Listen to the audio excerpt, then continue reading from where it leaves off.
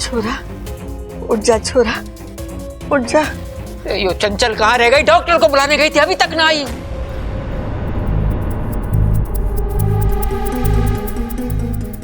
माँ, बब्बल को होश आ रहा है?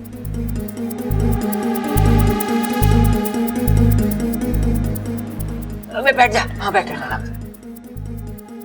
बबल जी आप ठीक तो है ना? हाँ मैं ठीक हूँ, लेकिन आप लोग यहाँ कैसे? बात क्या है? आप इतने परेशान क्यों लग रहे हो? अरे ना ना, ऐसी कोई बात ना है। नाचते नाचते तुझे चक्कर आ गए थे और तू बेहोश हो गया था बस। हाँ। नाचते नाचते? लेकिन मैं नाच क्यों रहा था?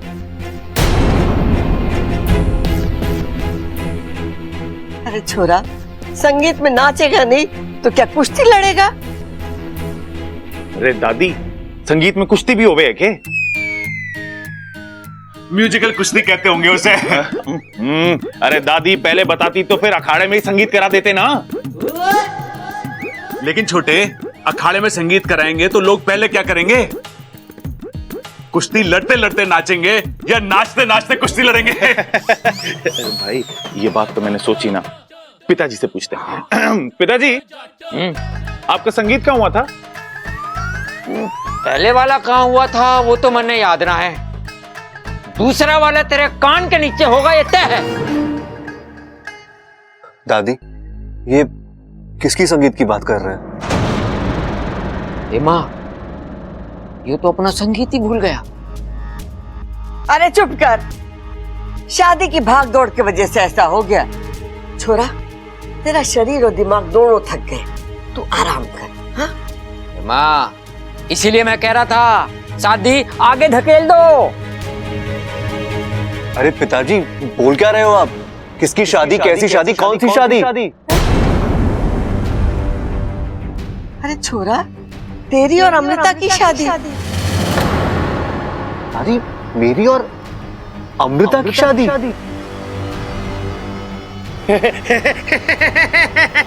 भाई इसको भी मेरी तरह भूलने की बीमारी हो गई है। हाँ, अरे लगता है इसकी भी याददाश्त चली गई है। दादी, आज इसकी शादी करा दी और कल इसने अमृता को पहचानने से इनकार कर दिया तो? अरे मेरी बात मानो तो ये शादी कैंसिल करा दो। करा दो, करा दो। अरे चुप कर, ऐसी शुभ घड़ी में ऐसी अशुभ बातें नहीं करते। इसकी याददाश्त ना गई है, ये हमें पहचान रहा है, हम सबसे बात कर रहा है। अरे शादी के वक्त ऐसा होता है, दूल्हा थक जाता है ना तो कुछ बातें दिमाग से निकल जाती है। छोरा तू आराम कर, मैं थारे लिए जूस भेजती हूँ। तू कुछ खाएगा, पिएगा, सोएगा तो सब ठीक हो जाएगा। हाँ ममता, आ तो मेरे साथ। जी दादी जी।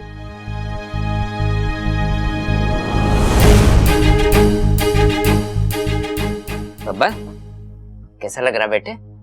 ठीक हो पिताजी? हाँ, तेरी तबीयत को लेके बाहर मेहमान बहुत परेशान है। मैं उनको बता के आता हूँ कि तू बिल्कुल ठीक है, हैं? ख्याल रखना इसका। अपू, आ जा मेरे साथ। अरे भाई, शादी के बाद औरतों को चक्कर आता है ये तो सुना था, शादी से पहले लड़के को चक्कर आ रहा है ये पहली बार सुन रहा हूँ। चक्कर क्या है? अपना बब्बल शादी से पहले बाप तो ना बनने वाला। अरे छोटे, ये वो वाला चक्कर ना है। अरे भैया, ये हो क्या रहा है? मुझे भी तो समझाओ। हाँ हाँ, मैं समझाता हूँ। देख, अभी तो संगीत हुआ है, वो भी आधा अधूरा। देख, तेरे पास अभी भी वक्त है, दुल्हन बदल दे। अरे अमृता को छोड़ और इच्छा से शादी कर ले। कर ले। हाँ।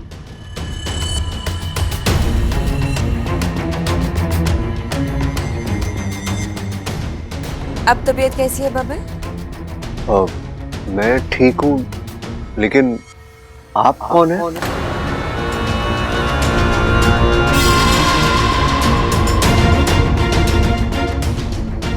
बब्बल जी, आपने इन्हें पहचाना नहीं? ये मेरे मम्मी पापा। लगता है चक्कर का थोड़ा सा असर अभी भी है आप पर। आप आराम कीजिए।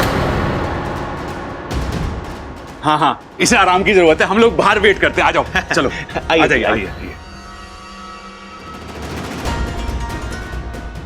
देख अभी तो संगीत हुआ है, वो भी आधा अधूरा। देख तेरे पास अभी भी वक्त है, दुल्हन बदल दे। अरे अमृता को छोड़ और इच्छा से शादी कर ले। ये क्या हो रहा है? हर सही कदम उल्टा पड़ रहा है।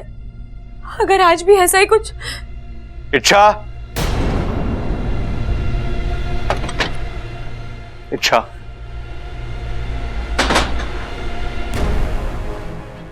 बब्बल जी, आप ठीक तो हैं? मुझे आपकी बहुत चिंता हो रही थी। देखिए बब्बल जी, मैं जो भी आपसे कह रही हूँ इसमें मेरा कोई स्वार्थ नहीं है। मैं चाहती हूँ आप हमेशा खुश रहे। बब्बल जी, आप दुनिया की किसी भी लड़की से शादी कर लीजिए, लेकिन अमृता नहीं। अब आप पूछेंगे क्यों, तो मेरे पास इस क्यों का कोई जवाब नहीं है। वो अच्छी लड़की नहीं है, आपके लिए सही नहीं है वो लड़की। आप उससे शादी करके बहुत पछताएंगे बब्बल जी। शायद पछताने का मौका भी ना मिले। बब्बल जी, मैं अपने सपने में भी आपके लिए बुरा नहीं चाह सकती। आपने कई बार अपनी आंखें मूंद कर मेरी बातों पर विश्वास किया है। आज आखिरी बार मुझ पर विश्वास कर लीजिए। मत कीजिए ये शादी, तोड़ दीजिए ये शादी।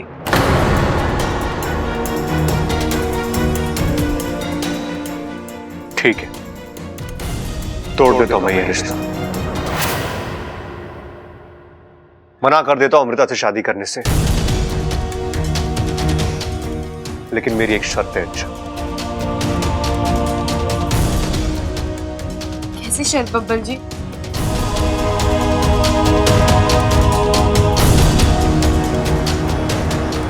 शादी तो मेरी कल ही होनी है। अच्छा, मुहूर्त भी निकल चुका है। अब अगर अमृता मेरी दुल्हन नहीं बनेगी तो किसी और को मेरी दुल्हन बनना होगा। तुम बनोगी मेरी दुल्हन?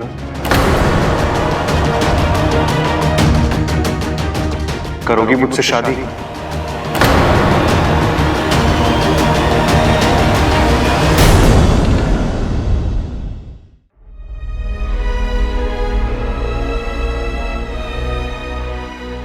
क्या हुआ? अच्छा, इतना मुश्किल सवाल भी नहीं था ये। अच्छा, मुझे लगा तुम्हें एक पल नहीं लगेगा हाँ कहने में, तो फिर ये क्या? क्या मैं तुम्हें पसंद नहीं?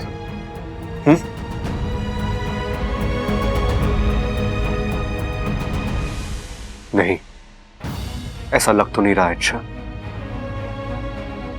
वक्त जाया मत करो और मुझे बताओ, क्या तुम मुझसे शादी करोगी?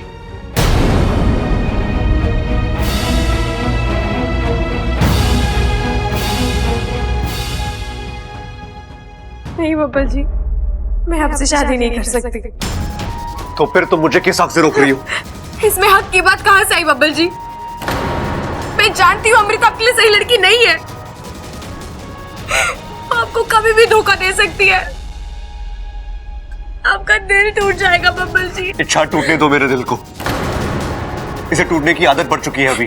बब्बल जी आप नहीं इच्छा, एक और बात, अमृता मुझे बर्बाद करे, मेरा दिल तोड़े, कुछ भी करे, तुम्हें परेशान होने की जरूरत नहीं है।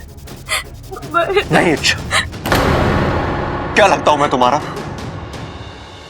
कि तुम मेरे लिए इतना परेशान हो रही हो? तुम्हारे दिल में मेरे लिए कोई फीलिंग्स भी नहीं है ना? तो मैं जीव मरूं, तुम्हें क्या फर्क पड़ता है? ऐसा मत बोलिए। इच्छा, भी रोने का नाटक मत करो मेरे सामने। तुम्हें मुझसे शादी नहीं करनी है ना? ठीक है, तुम अपनी जिंदगी में खुश रहो, लेकिन मुझे अपनी जिंदगी अपनी तरीके से जीने दो। अच्छा, मुझे तुम्हारी किसी सलाह की कोई जरूरत नहीं है। आपको मेरी सलाह की जरूरत हो या ना हो, मैं फिर भी आपसे यही कहूंगी, मत कीजिए अमृता से शादी, छोड़ दीजिए।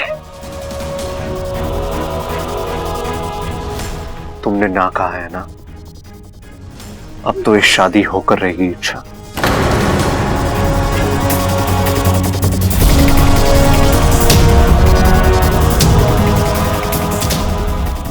बाबा जी मेरी बात तो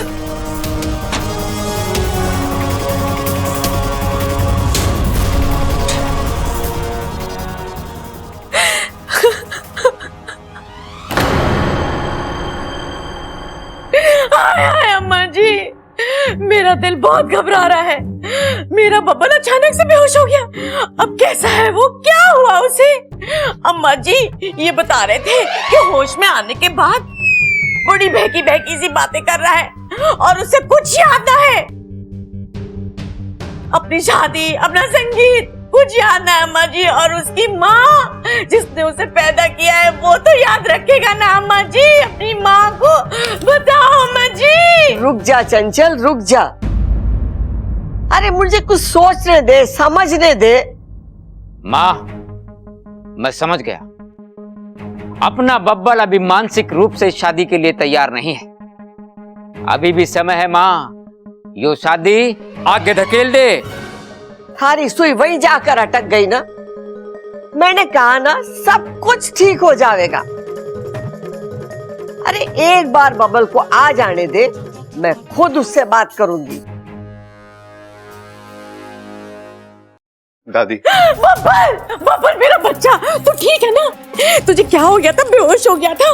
मेरा तो दिल बैठ ही गया था। मैं बहुत परेशान थी तेरे लिए। बता अब कैसा लग रहा है? अरे बातें ठोकना बंद कर चंचल, और आ इधर बैठ हमारे पास। जी अम्मा जी। हाँ छोरा बोल, क्या बोल रहा था तू? दादी मुझे आपसे कुछ बात करनी है। हाँ तो बता ना क्या बात है। अरे बातें तो होती रहेंगी, पहले यो बता छोरे, तेरा चेहरा यो लाल क्यों हो रहा है? पिताजी, दादी, मैं अमृता से शादी करने के लिए तैयार हूं। अरे छोरे, ये कौन सी राज की बात बता दी तूने? इसके लिए तो तू पहले से तैयार था। हाँ वो बात दूसरी है कि थोड़ी देर के लिए भूल गया था। हाँ पिताजी, लेकिन मेरे दिल में कुछ सवाल थे। अब मुझे उन सारे सवालों के जवाब मिल गए हैं। अब मैं सिर्फ उन्हीं चीजों को, उन्हीं लोगों को भूलूंगा जिन्हें मुझे भूलना चाहिए। दादी, आपने मेरे लिए बिल्कुल सही लड़की चुनी है, और कल के कल अमृता के साथ मेरी शादी हो जानी चाहिए। कल?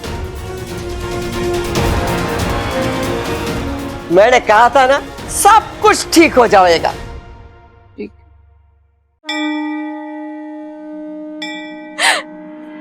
हे नागोमी देव, कैसी दुविधा है ये? मुझे किसी भी तरह बब्बल जी को ये शादी करने से रोकना है, और वो है कि मैं क्या करूं नागोमी देव? अमृता की असलियत बब्बल जी को बता नहीं सकती, क्योंकि उसके साथ साथ मेरी असलियत भी खुल जाएगी। और मुझे उस बात की इतनी परवाह नहीं है जितनी इस बात की है कि मेरा सच जानने के बाद परिवार के सब लोग मुझ पर विश्वास करेंगे या नहीं। बब्बल जी अपनी जिद पर अड़े हैं। वो नहीं जानते कि वो क्या करने जा रहे हैं, पर मैं जानती हूँ। मैं अपने प्यार को इस तरह खतरे पर नहीं डाल सकती। मुझे बब्बल जी को बचाना है। अब आप ही कोई मुझे रास्ता दिखाइए। क्या बात है बेटी, परेशान लग रही हो?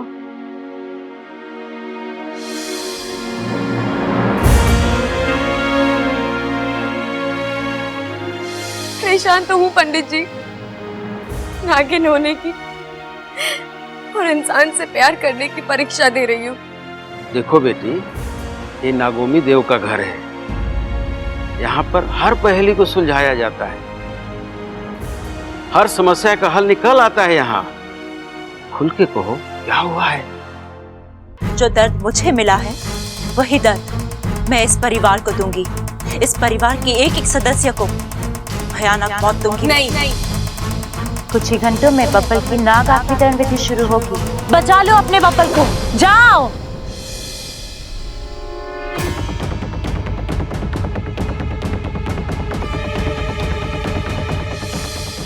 मतलब कि तुम आने वाली पूनम की रात को रोकने वाली हो, क्योंकि तुम मुझे तो रोक नहीं सकती। मैं बब्बल को नाग बना कर ही रहूंगी। अब बताइए पंडित जी, इस समस्या का क्या हल है? हल है बेटी, इस समस्या का हल है, परंतु मुश्किल है और जानलेवा है। पंडित जी, मुझे अपनी जान की कोई परवाह नहीं है, मुझे बस बब्बल जी को बचाना है। आप बताइए ना। देखो बेटी, विशैलगढ़ में एक मणि है और उस मणि को जब भी आग में डाला जाता है, विशैलगढ़ के वासियों को उनके असली रूप में आना ही पड़ता है। तो आपके कहने का मतलब है, अगर मैं अमृता के सामने वो मणि आग में फेंक दूं, तो उसे अपने नाग रूप में आना ही होगा? आना ही होगा, चाहे जहां हो और जिन हालात में हो। फिर तो मैं वो मणि अभी... सावधान बेटी, मैंने तुमको पहले ही कहा था यह आसान नहीं है, क्योंकि उस मणि तक पहुंचने का रास्ता विशैलगढ़ से होकर गुजरता है और कदम कदम पर मणि के रक्षक हाथ लगाए बैठे हैं। उनके पास अद्भुत जादुई शक्तियां हैं। तुम्हारे इरादों की भनक पड़ते ही वो तुम्हें छोड़ेंगे नहीं, मार डालेंगे।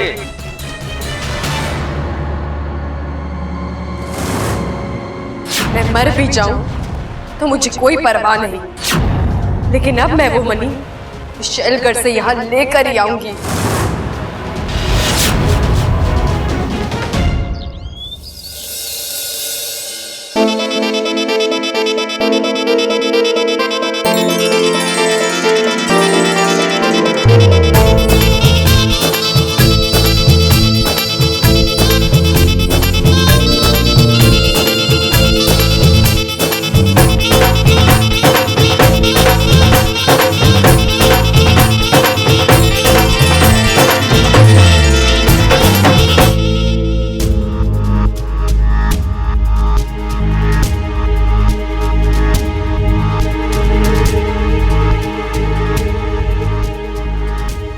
ये इंसान भी कितने अजीब होते हैं, किसी किसी वाहियात रस्में होती हैं इनमें। अच्छी खासी गोरी शरीर पर यूं हल्दी लगाना, ये कहाँ की समझदारी होती है?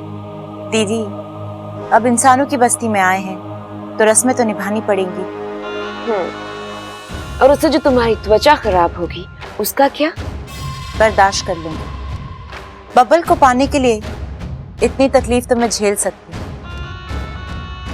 अच्छा होता अगर शादी से पहले तुम नाग आत्मीकरण की विधि को पूरा कर लेती, फिर नाग बने दामाद जी को हम अपने विशैलगढ़ लेकर जाते और वहां अपने रीति रिवाज के हिसाब से तुम दोनों की शादी कराते। वो तो अब भी होगा महारानी जी। राजकुमारी की शादी का जश्न पूरा विशैलगढ़ देखेगा। हाँ दीदी, अपनी एक एक हसरत आपसे पूरी करवाऊंगी मैं। अरे अप्पू, तू यहाँ? कुछ काम था? नहीं नहीं, कुछ नहीं, मैं तो बस इच्छा को ढूंढ रहा था। तू जानता है ना कि इच्छा और मैं एक कमरे में नहीं रहते। अच्छा, हाँ ओके, आप लोग चालू रखो। बहुत चालाक लड़का है ये, कहीं इसने हमारी बात ना सुन ली हो। नहीं, अगर इसने हमारी बातें सुनी होती तो पूरा घर सर पे उठा लिया। चाचू, इच्छा कहाँ है? आपने उसे देखा है क्या? ना, हम में से किसी ने ना देखा उसे, और उसे देखने का मन भी नहीं है। और ऐसी शुभ घड़ी पे वो ना दिखाई दे, वही अच्छा है। अब जा यहाँ से। इच्छा को पूछ रहा लगा छोरी, अच्छे से हल्दी लगा।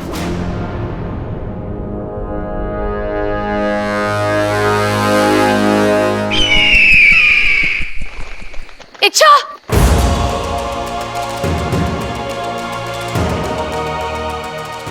ये क्या कर रही है तू? अब मत रोको माँ, मैंने बहुत सोच समझ कर ये कदम उठाया। इसके अलावा और कोई चारा नहीं है। इच्छा, ये विशैलगढ़ है, यहाँ कदम कदम पर मौत नाचती है। सपूरी, यहाँ से अंदर गया हुआ कोई भी आज तक जीवित वापस नहीं आया है, लेकिन मैं वापस आऊंगी माँ, बब्बर जी के लिए। इच्छा, ये पागलपन है। नहीं पिताजी, ये कर्तव्य है। किस कर्तव्य की बात कर रही है तू? इच्छा, तू एक नागिन है, इंसानों के लिए तेरा कोई कर्तव्य नहीं है। आज तक तूने जो किया बहुत हुआ, अब हम तुम्हें ये सब नहीं करने देंगे। किसी इंसान की जान बचाने के लिए हम अपनी सपोली की जान खतरे में डाल दें? इतना बड़ा कलेजा नहीं है हमारे पास। ऐसा मत कहो माँ, मुझे ये करना होगा। क्यों? क्यों करना होगा? ऐसी कौन सी मजबूरी है जो तू? प्यार करती हूँ मैं उनसे।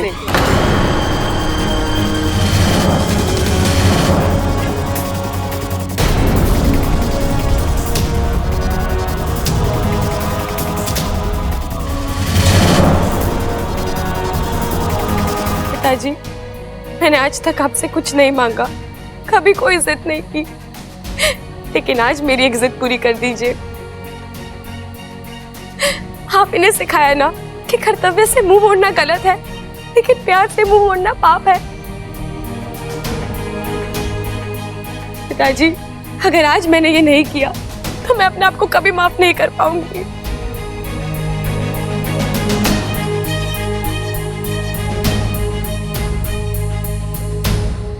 ठीक है, तू जाना चाहती है ना, तो हम भी तेरे साथ चलेंगे। नहीं माँ, ये मेरी लड़ाई है और मुझे अकेली लड़नी होगी। वैसे भी अगर हम तीन नाग एक साथ अंदर जाएंगे तो हम तुरंत पकड़े जाएंगे। लेकिन इच्छा। पिताजी, आप बस अपना हाथ मेरे फन पर रख दीजिए।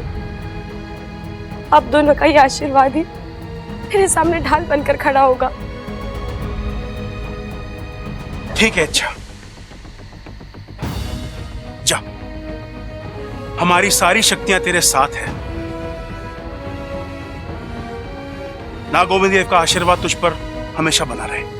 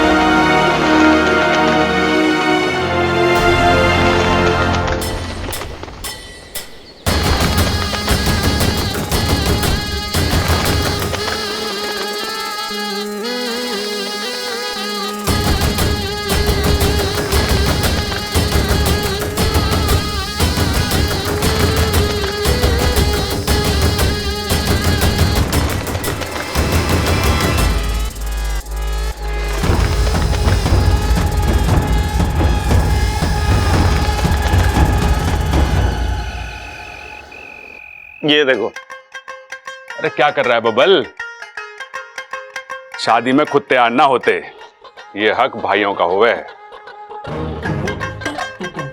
भाई, अपना बबल कितना अच्छा लग रहा है, नहीं? सच्चा? अरे सच्चा तो ये कब से है, बस अकल का थोड़ा सा कच्चा है। ये क्या कह रहे हो भाई? अरे हाँ, अगर अकल का कच्चा ना होता तो अपने लिए सही लड़की का चुनाव ना करता। नहीं भैया, मैंने अपने लिए बिल्कुल सही लड़की चुनी है। अरे खाक सही लड़की चुनी है तूने अपने लिए। अरे अपनी शक्ल देख आईने में और अमृता की देख, कहां से मैच होती है। बब्बल देख, अभी भी टाइम है, तू इच्छा से शादी कर ले बस। भैया आप दोनों क्या चाहते हो, क्या बोल रहे हो, मैं सब समझ रहा हूं, लेकिन मेरी और इच्छा की शादी मुमकिन नहीं है। नमकीन? अरे नमकीन की चिंता मत कर तू, शादी के लिए इतनी सारी मिठाई मंगवा रहे हैं तो 50 किलो नमकीन भी मंगवा लेंगे। तू बस इच्छा से शादी कर ले। भाई वो नमकीन ना कह रहा, वो कह रहा है शादी मुमकिन नहीं है। मुमकिन? अरे क्यों मुमकिन ना है? भैया इन सब बातों का कोई मतलब नहीं है।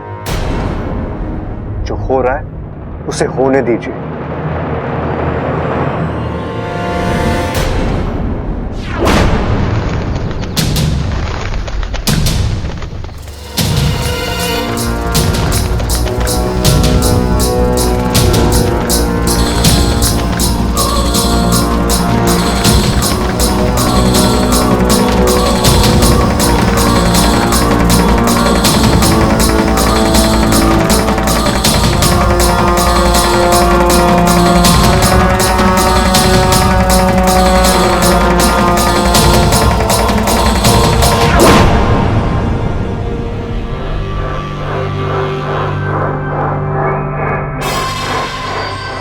बहुत सुंदर लग रही हो।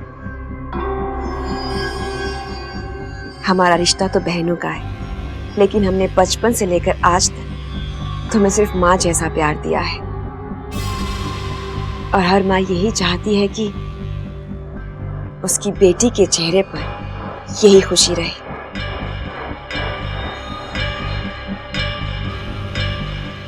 लेकिन खुशी के इस आलम में ये मत भूल जाना कि बबल का नाग आत्मीकरण अभी बाकी है, और अगर वो पूरा ना हो सका तो तुम ना तो इंसानों की बस्ती में रह पाओगी और ना ही विशालगढ़ लौट पाओगी।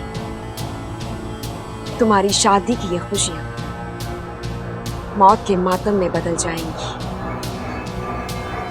आप चिंता मत कीजिए दीदी,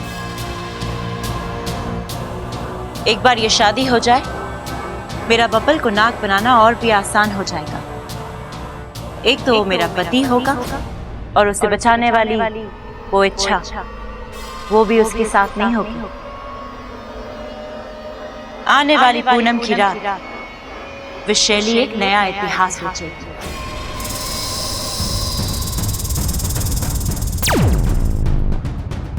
महारानी की जय हो। नागराज, तुम यहाँ क्या कर रहे हो? एक खबर देनी थी आपको महारानी। आपकी गैर हाजिरी का फायदा उठाकर नागिस्तान के एक नागिन विशालगढ़ में घुस आई। नागिस्तान की नागिन विशालगढ़ में? वो जरूर इच्छा होगी, पता नहीं क्या चल रहा है उसके दिमाग में। मुझे मात देने के लिए नया जरिया ढूंढ रही होगी। किस इरादे से गई है वो वहां? वो जिस भी इरादे से गई हो, लेकिन वहां से लौट नहीं सकी। आज का दिन वाकई बहुत बड़ा है। आज तुम्हारी शादी भी होगी और तुम्हारी शादी के इसी मुहूर्त पर तुम्हारी सबसे बड़ी दुश्मन की बर्बादी भी होगी। इच्छा जानती नहीं है कि विशालगढ़ में कदम रखकर उसने अपनी मौत के मुंह में कदम रखा है। अधमरा दो उस नागिन को। वो हाल करो कि वो वहां से हिल भी ना पाए। लेकिन हाँ, एक बात का ख्याल रहे, वो मरनी नहीं चाहिए। हमें उससे नागिस्तान का पता पूछना है। विशालगढ़ की महारानी नागिस्तान का सिंहासन नजर आ रहा है। चक्र को आजाद कर दो। जी महारानी।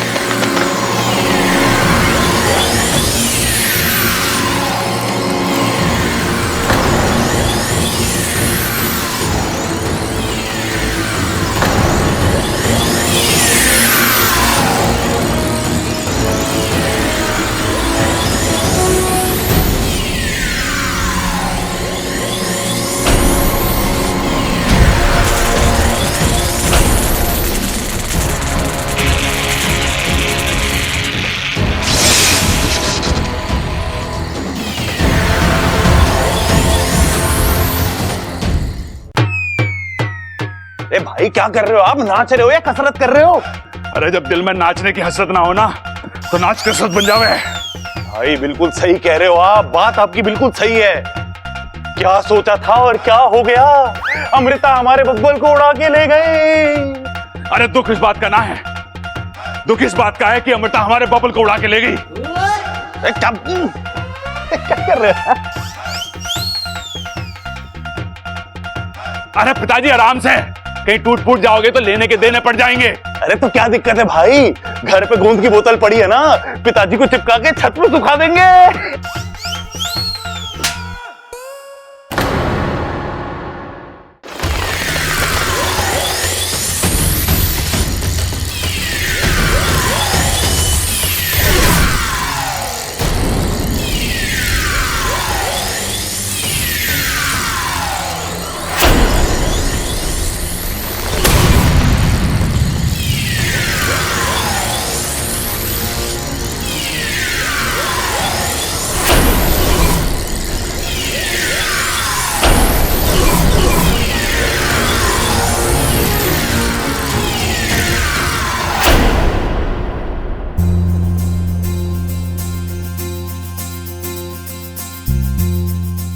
खड़क, कितनी खुशी की बात है, हम अपने ही घर में दोबारा बारात लेकर आ रहे हैं। हाय हाय अम्मा जी, आज हम अपने ही घर दोबारा बारात लेके आए हैं। कल को हम पड़ोस में बारात लेके जाएंगे, परसों मोहल्ले के घर घर में बारात लेके जाएंगे। हम अपने 3 बेटों की कितनी बार बारात लेके आएंगे बताओ। अरे कम से कम आज तो बातें मत ठोक, दूल्हे की माँ है तू, कुछ तो समझदारी से काम ले। लड़की वाले क्या सोचेंगे? अरे बेसबूर गंवार।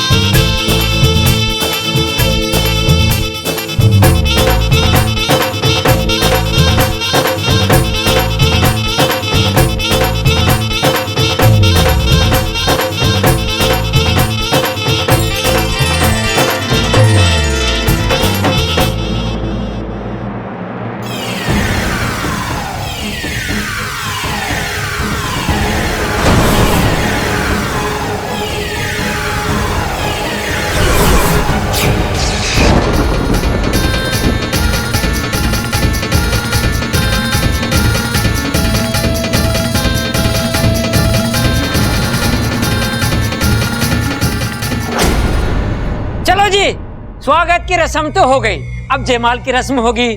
चंचल, ओ चंचल, अरे कहाँ है? जल्दी वरमाला लेके आ।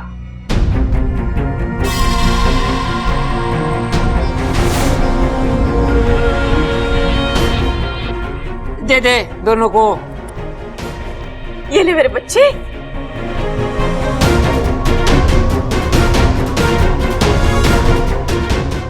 पहले छोरी छोरे को पहनाएगी। देख भाई, बेड़ा गर्क होने वाला है अभी। बबाल, अभी भी टाइम है, संभल जा। अभी ये लड़की हंस रही है, बाद में तुझे बहुत रुलाएगी। झुलाएगी? अरे झुलाएगी ना, लटकाएगी। देखियो हमारे बबल को कैसा लटकाएगी वो। छोटे मेरे से ना देखा जा रहा है सब।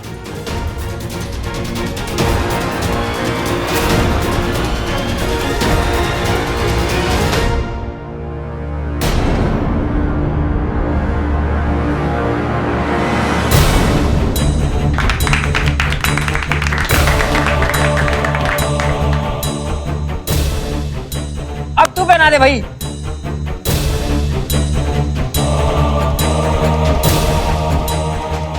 बब्बल की बारी भाई, शादी होने वाली है। भाई हाथ ऊपर गया।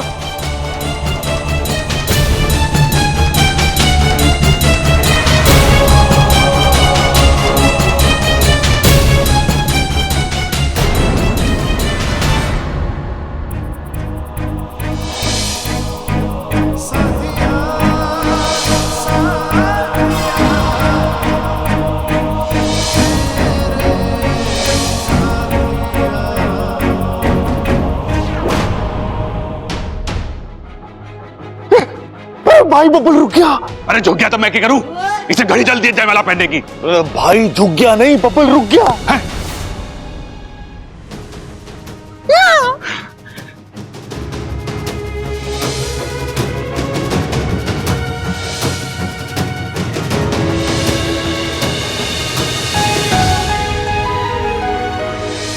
तुम मेरी मंगेतर नहीं हो।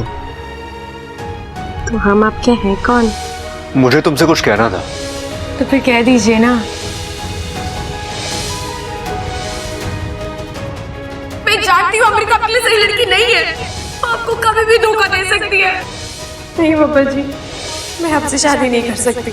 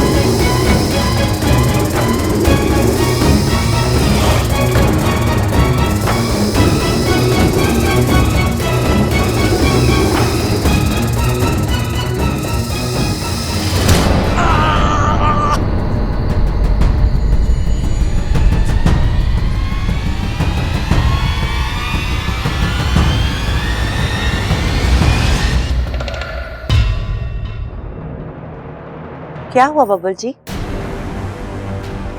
क्या हो गया छोरा? अभी तक तो तू ठीक ठाक था, फिर अचानक? अरे कुछ ना माँ, शादी का दिन है ना तो घबरा रहा है। तू चिंता मत कर, मैं उसको समझाऊंगा। जा जा। एक्सक्यूज मी 1 मिनट, इधर आ छोरे। क्या हुआ? डर गया तू? होवे है, शादी के दिन अक्सर ऐसा होवे है। अब मैं नहीं देख ले, मेरे जैसा बाहुबली हैवीवेट चैंपियन 250 किलो का आदमी शादी के दिन चक्कर खा के गिर गया था। अरे क्या बात कर रहे हो पिताजी? हाँ हाँ, बीवियों का खौफ ही इतना होवे भाई। बड़े से बड़ा पहलवान एक ही दांव में चित्त।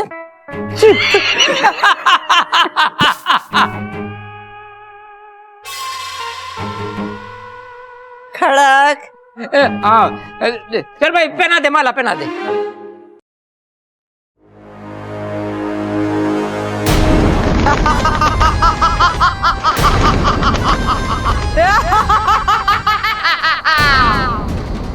ए नादान नागिन, तुझे मौत से डर नहीं लगता? ये तेरा नागिस्तान नहीं, विशेलगढ़ है, विशेलगढ़।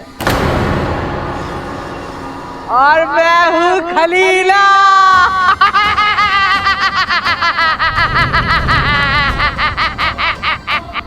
खलीला करवट बदलती है तो भूचाल आता है, सांस लेती है तो तूफान आता है। आज तक खलीला के हाथों से बचकर कोई निकल नहीं पाए।